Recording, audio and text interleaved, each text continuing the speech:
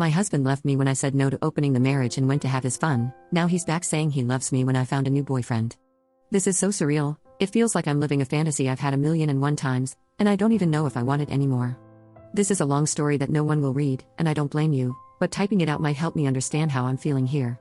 We got married young at 19 and 22, mostly because I got pregnant. I carried for 8 months, just to lose our baby in the end due to complications, but he was there for me. He cared for me, and it felt like we fell in love after we got married. Things were good. He wasn't controlling and he believed in me. He motivated me to do more and more, go to school, get a degree, become a nurse, all that. He even paid for a good chunk of it himself, like most of it when he wasn't even making good money yet. The bedroom took some time to really figure out, but once it was mastered, it was mastered. He never tried to get me to have a kid again either. He was perfect, and he grew into being perfect, which just made me love him more. We had something that felt so loving and special, and like wow, I really just stumbled my way into this from a casual fling to an amazing life and husband, and it stayed that good for a long time. Then I hit 30, and things started to change.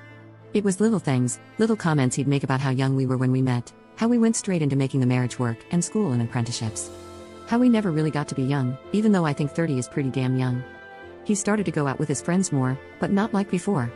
Before, they would come over and play video games or barbecue or something and chill out, but then he started going out, like really going out, and he just started having more fun without me, I guess.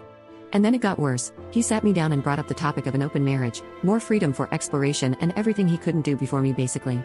I said no, and he said he wasn't sure he wanted to continue with what we had, and it all crumbled from there. He just decided he didn't want to be married anymore, and to be clear, he's the one that divorced me. He didn't cheat on me, but it was motivated by the fact that, in his own words, he wanted to.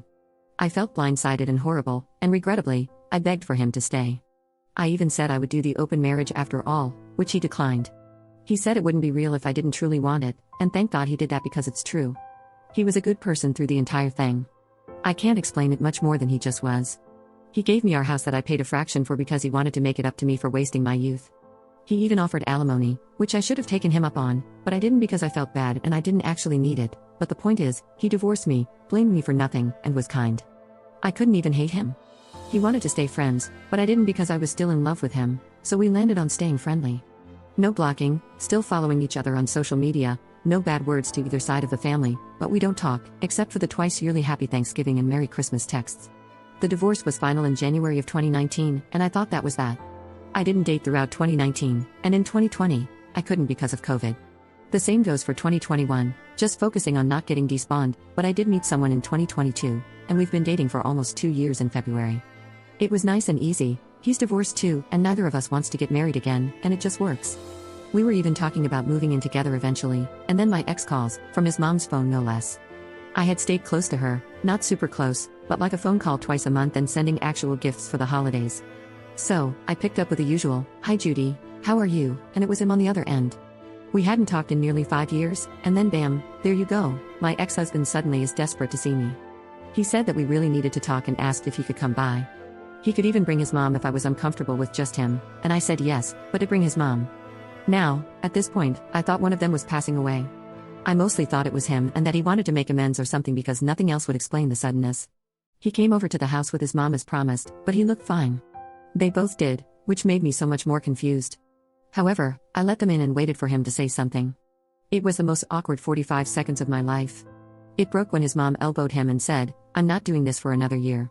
Tell her, and I'll be in the other room." Which, am I crazy, or does that make it sound like he's passing away or something again? So, she left for the kitchen, leaving us in the hall, and he started word vomiting. I don't know what else to call it. I'll type out what he said coherently, but I want to make it clear it did not come out this clean. Being young and dumb didn't matter when I wasn't with him. He thought he'd be happy to have full freedom to do whatever he wanted, and he was for a while. He traveled, met new people, dated, but it always felt wrong. He knew he regretted the divorce years ago, but didn't want to bother me after he broke everything apart for nothing apparently.